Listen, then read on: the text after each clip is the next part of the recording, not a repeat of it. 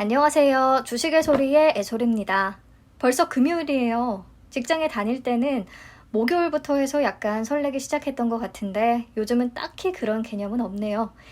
오늘만 버티면 아무튼 주말이 기다리고 있고요. 또 일주일 뒤면 긴 추석 연휴가 반겨줄 테니까 여러분들 조금만 다들 힘내세요. 네, 이번 영상은 실리콘2 준비했습니다.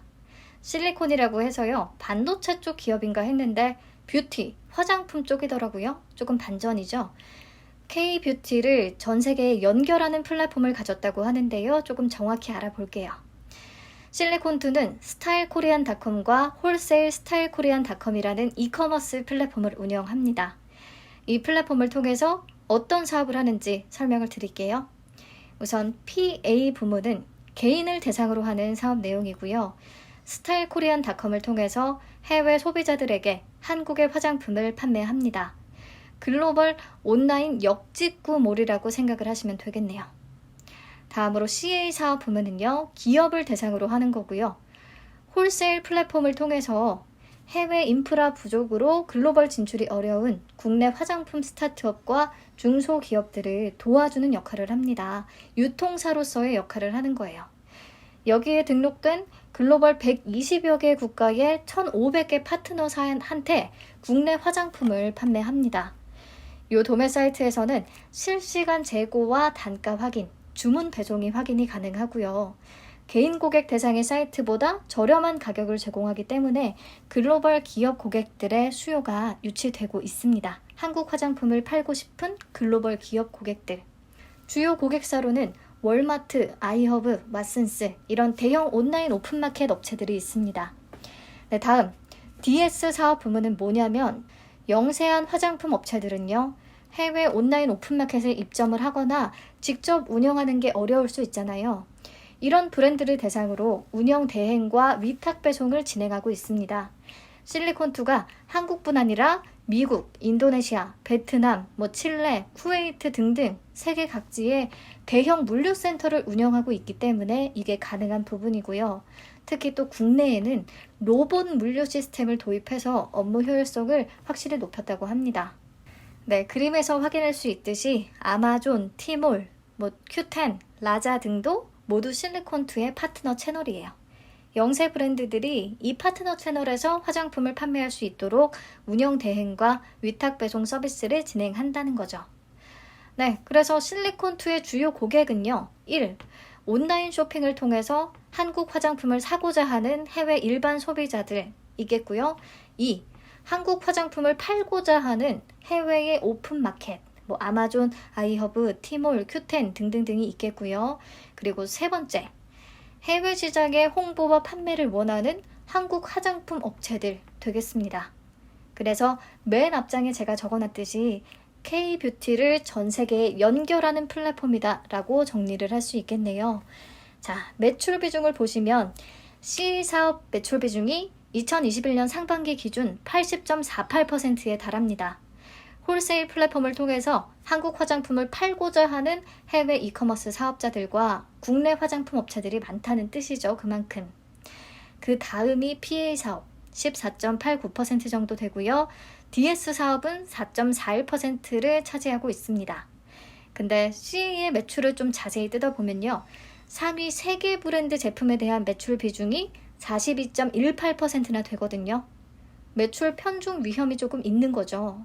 만약에 이 화장품 브랜드들이 실리콘2의 플랫폼을 떠나게 되거나 또 해당 브랜드 화장품의 인기가 떨어지거나 그렇다면 갑자기 실적에 타격이 있을 수 있겠습니다. 근데 사업 구조상 다양한 브랜드 제품을 공급하고 취급하고 있기 때문에 만약에 문제가 생긴다면 다른 브랜드의 적극 마케팅을 통해서 해결해 나가지 않을까 싶어요. 네, 그리고 회사가 단순히 이렇게 플랫폼만 운영을 하는 게 아니고요. 글로벌 시장에서 조금 성공 가능성이 있어 보이는 화장품 브랜드에 대한 지분 투자를 진행하더라고요. 현재 평강률, 헬로스킨, 비더스킨 등등 총 6개 회사의 지분을 투자한 상황인데요. 혹시나 또 이 친구들이 기대와 달리 성공을 하지 못한다면 투자 손실 가능성도 있다는 부분 체크는 하셔야겠습니다. 네, 이번 공모자금은 물류 역량 강화를 위한 물류 창고 매입하고 또 로봇 시스템 구축에 가장 많은 부분이 활용될 계획이고요. 신규 해외 법인 설립, 유망 브랜드 지분 투자에도 일부 사용이 됩니다. 베트남, 미주, 중동 쪽으로도 사업을 확장할 계획이라고 하고요. 그리고 41억 원 정도는 채무 상환에 사용할 예정이네요. 네, 그리고 현재는 회사가 K-뷰티, 화장품 이쪽 사업에만 집중을 하고 있는데요. 앞으로는 K-푸드와 패션까지도 사업 영역을 좀 넓힌다는 계획을 가지고 있어요. 또 의류, 렌즈, 네일, 액세서리 이런 K-스타일 사업도 이미 시작을 했다고 합니다. 한국 라이프스타일 전반을 글로벌하게 공유하겠다는 목표인 것 같은데 이 부분이 조금 잘 됐으면 좋겠어요. 아무래도 화장품만 취급을 계속하면 성장에 한계가 있으니까요. 네, 그럼 회사 실적 한번 체크할까요? 매출액 규모가 생각보다 크더라고요. 2020년에는 994억 원을 달성했고요. 2021년 올해는 1,300억 원 전망이 되고 있습니다. 아무튼 매출액과 영업이익이 꾸준히 성장하고 있다는 거, 아무래도 온라인 채널의 활성화, 또 코로나로 인한 수혜, 이런 부분이 영향을 미쳤겠죠. 네, 그리고 올해 상반기 당기순이익 52억 원인데요. 이미 2020년 전체 당기순이익하고 비슷한 수준이네요. 네, 2021년 실적이 기대되기는 합니다. 그리고 영업이익률은 8%대를 기록하고 있는데요. 이런 도매 및 상품 중개업 산업의 평균 영업이익률이 2019년만 해도 2.62% 수준이었다고 해요. 2020년에 조금 다 같이 올라갔을 것 같기는 한데 어쨌든 평균 대비해서 높은 수준이라는 거. 하지만 10% 미만의 영업이익률을 가지고 눈에 띄게 좋다 나쁘다 할 건 아닌 것 같습니다. 네, 다음 재무 안정성 지표들을 보시면요. 2019년 대비해서 2020년에 부채 비율이 큰 폭으로 줄어들었어요. 전환 상환 우선주가 보통주로 다 전환이 됐기 때문이고요. 이번 공모자금을 채무 상환에 일부 또 사용을 하기 때문에 부채 비율은 더 개선될 것으로 보입니다. 네, 유동 비율, 부채 비율, 차입금 의존도 모두 업종 평균 대비해서 우위를 보이고 있어서 재무 지표들은 괜찮은 것 같아요. 근데 한 가지, 영업활동으로 인한 현금 흐름이 2021년 반기에 갑자기 마이너스 20억 원이 잡혔어요. 왜 그런가 했더니 코로나로 인해서 선제적으로 재고 자산을 비축해둔 부분도 있고요. 또 화장품 업계가 6월에서 8월이 전통적인 비수기인데 이때 각종 브랜드에서 진행하는 프로모션을 통해서 좀 저렴한 가격에 전략적인 재고를 많이 쌓아뒀다고 합니다. 단기간에 재고가 급증하니까 현금 흐름이 마이너스가 된 거죠. 회사 측에 따르면 이게 일시적인 현상일 거라고 설명하기는 하는데 재고 소진이 빠르게 잘 진행이 될지 일시적인 부의 현금 흐름이 맞는 걸지 앞으로 좀 지켜봐야 할 것 같아요. 네, 그래서 여기까지 회사 내용을 정리하면요. 실리콘2는 K-뷰티 전문의 이커머스 플랫폼을 운영하는 회사고요. 한국 화장품을 원하는 해외 소비자와 해외 인프라가 부족한 국내 화장품 업체들, 또 한국 화장품을 팔기를 원하는 해외 오픈마켓들, 이 모두가 실리콘2 플랫폼의 고객이 됩니다. 자체 물류센터를 운영하고 있고요. 국내에는 또 로봇 시스템까지도 도입을 한 상황인데 이제 해외 물류센터까지도 로봇 시스템을 도입한다는 계획입니다. 네, 2021년 매출액은 1,000억 원을 넘길 것으로 전망이 되고요. 계속 꾸준하게 매출 성장세를 보이고 있다는 부분이 긍정적이기는 합니다. 영업이익률은 8%대를 기록하고 있고요. 재무 안정성 지표들도 안정적인 모습입니다. 그런데 어제도 얘기를 했었죠. 현재 실적이 공모주 성과에 큰 영향을 주지는 않는다고요.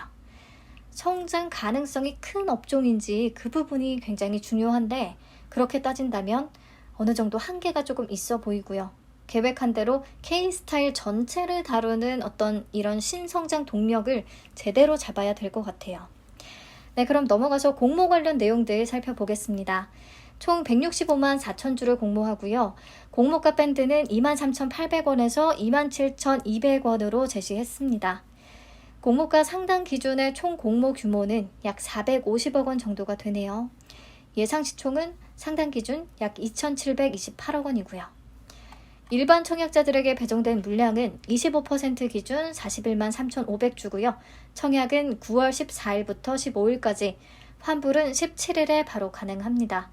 상장은 9월 29일로 예정이 되어 있어요. 청약은 삼성증권과 미래에셋증권에서 가능하고요.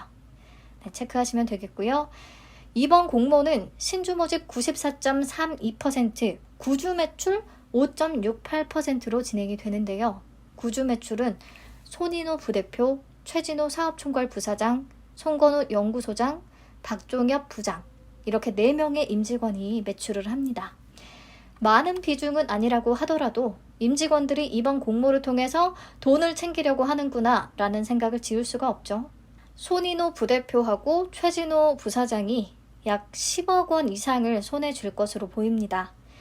네, 우리 사주 조합에는 2.8% 소량을 배정했는데요. 공모가 상단 기준으로 12.6억 원 규모가 되겠고요. 직원 수가 총 150명이니까 1인당 배정 금액은 800만 원 정도, 큰 부담은 없는 수준입니다. 근데 과연 직원들이 이 실리콘2의 장기 전망을 어떻게 보고 있을지 우리 사주의 청약 결과가 궁금하기는 하네요. 네, 넘어가서 실리콘2의 주식을 상장 주선인인 삼성증권이 취득한 내역이 있더라고요. 2021년 3월에 장외에서 주당 16,250원에 49,232주를 취득했다고 합니다. 이 중에서 또 46,360주는 최대 주주 등 이 실리콘2 회사 관계자로부터 취득했다고 하네요. 뭔가 이 부분도 썩 내키지는 않아요. 공모가 상단 기준으로 지금 괴리율이 40.26%라 아주 크지는 않은데요. 보호예수 기간이 풀리면 이만큼 또 바로 차익 실현할 가능성이 있습니다. 상장일로부터 1개월, 6개월 보호예수 걸려있기는 하네요. 네, 넘어가서 상장 직후의 유통 가능 주식수를 볼 건데요. 실리콘2는 이 부분도 조금 복잡해요. 시가총액이 2천억 원 이상인 경우와 2천억 원 미만인 경우로 나눠서 설명을 했거든요. 이게 벤처금융과 전문 투자자, 이런 재무적 투자자들이 워낙 많기 때문에 그런데 이 재무적 투자자들은요. 투자기간 2년 이내인 주식은 상장 후 1개월간 매각이 제한됩니다. 하지만 확정 공모가액이 결정되면서 기준 시가총액이 2천억 원 이상이 되면 대형 법인에 해당을 해서요. 보호예수 의무가 없다고 해요. 그래서 상장 직후에 바로 다 매도가 가능하다는 거죠. 그래서 투자 설명서에서는 두 가지 사례를 나눠서 제시하기는 했는데요. 실리콘2는 공모가 하단 기준으로 시가총액을 계산해도 2천억 원이 넘는 상황이거든요. 그래서 2천억 원 이상인 부분을 확인하시면 될 것 같습니다. 그러면 상장 예정 주식 총수 대비해서 37.29%가 바로 유통이 가능한데요. 여기에 또 오류가 있어요. 투자 설명서상에 기재된 표에 나와 있는 수치하고 글로 적어둔 수치의 차이가 있거든요. 어떤 게 맞는 건지 모르겠는데 저는 표를 보고 파악할 수밖에 없어서 표 기준으로 작성을 했습니다. 그래서 38.29%고요. 이 중에 기존 주주의 물량이 또 21.6%나 됩니다. 위험 요소죠. 제 생각에 기존 주주들 상장 당일에 팔아치울 가능성이 클 것 같아요. 임직원들도 구주 매출로 내놓는 마당에. 그리고 금액으로 계산하면 약 1,017억 원 정도가 됩니다. 총 공모 금액은 450억 원 정도인데 유통 가능 금액이 1,017억 원이나 되는 거예요. 그러니까 가볍지는 않죠. 이 정도 우선 파악을 해주시고요. 넘어가서 공모가는 적정한지 한번 살펴봅시다. 유사기업으로 코리아센터와 브랜드엑스 코퍼레이션, 미국의 리볼브 그룹을 선정했습니다. 화장품 업체가 아니라 이커머스 플랫폼 기업이기 때문에 그런 회사들을 선택했다고 설명을 했어요. 그런데 이들 기업들 모두 순이익 대비해서 주가가 굉장히 높게 형성되고 있거든요. 코리아센터의 퍼는 47.71배, 브랜드엑스 코퍼레이션은 43.36배, 리볼브 그룹은 43.07배. 그래서 평균 퍼 44.71배가 나왔습니다. 딱 봐도 조금 높은 경향이 있죠. 근데 생각해보세요. 실리콘2는 화장품을 기반으로 하는 플랫폼 업체예요. 한국 화장품 산업의 성장이 전제가 돼야 플랫폼도 같이 성장할 수 있다는 뜻이죠. 그렇게 생각하면 국내 화장품 업체들의 평균 퍼는 20배에서 30배 정도밖에 안 되거든요. 44.71배는 조금 확실히 높은 게 아닌가, 고평가 아닌가 생각이 됩니다. 아무튼 올해 반기 순이익을 또 연환산한 순이익으로 적용을 했습니다. 올해 반기 실적이 굉장히 좋기 때문에 이 또한 조금 높아진 경향이 있기는 하죠. 적용 순이익 105억 원에다가 적용 퍼 44.71배를 곱해서 평가 시가총액 4,691억 원을 계산했고요. 적용 주식수로 나눠서 주당 평가가액은 45,061원을 계산했습니다. 다행히 그래도 할인율을 좀 높게 잡아줬더라고요. 그렇지 않았으면 공모가 진짜 고평가예요. 근데 다행히 할인율을 47.18%에서 39.64%를 적용했더라고요. 굉장히 높죠? 공모가 상단 기준으로 적용된 할인율이 거의 40% 가까이 되는 거니까요. 네, 퍼가 조금 높은 대신 이렇게 조절을 해준 것 같습니다. 실리콘2가 화장품 업체들과 비슷하게 밸류에이션을 받을 것인가, 이커머스 플랫폼 업체로서 제대로 된 평가를 받을 것인가, 이 부분이 조금 문제인데요. 우선 회사 측에서 제시한 플랫폼 유사 기업들하고 실적을 비교해 보면 브랜드엑스 코퍼레이션보다는 훨씬 높은 순이익을 기록하고 있거든요. 그래서 공모가 상단 기준으로 계산된 시가총액 2,728억 원보다는 조금 더 높게 평가받을 여력이 있다. 그렇다면 공모가 대비 주가가 상승할 여력은 크지는 않아도 있기는 있다라고 생각이 됩니다. 수요 예측 결과 통해서 공모가에 대한 기관들의 평가를 확인할 필요가 있겠네요. 네, 내용 한번 눈으로 정리해 봐주시고요. 청약 한도와 배정 물량 체크하고 마치도록 하겠습니다. 삼성증권의 고객 등급별 청약 한도 확인하시고요. 내 등급이 궁금하면 메뉴에서 공모주 청약 탭 들어가시고요. 자격 부문을 확인해 주시면 됩니다. 온라인 수수료 2,000원은 환불 시에 징수하고요. 9월 13일까지 개설해야 청약이 가능합니다. 미르에셋은 온라인으로 청약을 하면 200%에 다 해당하고요. 16,000주까지 청약이 가능하겠네요. 한도가 넉넉하지는 않습니다. 네, 수수료 마찬가지로 2,000원 있고요. 비대면 계좌에 한해서 청약 당일 개설 후 바로 청약 가능합니다. 하지만 20일 제한 적용되는 증권사예요. 배정 물량은 41만 3,500주, 많지 않기 때문에 증권사별 균등 물량도 많지가 않고요. 그렇다면 청약 건수에 따라서 배정되는 균등 주식 수가 넉넉하지는 못할 것이다 라고 미리 좀 예측해 볼 수가 있겠습니다. 완전히 인기가 없다면 예상외로 많이 받을 수도 있고요. 네, 바이오 플러스와 실리콘2, 저는 사실 둘 다 아주 내키지는 않는데요. 수요 예측 결과를 보고 혹시나 청약해 볼지 말지는 다시 체크를 하겠습니다. 오늘도 긴 영상 시청해 주셔서 감사합니다.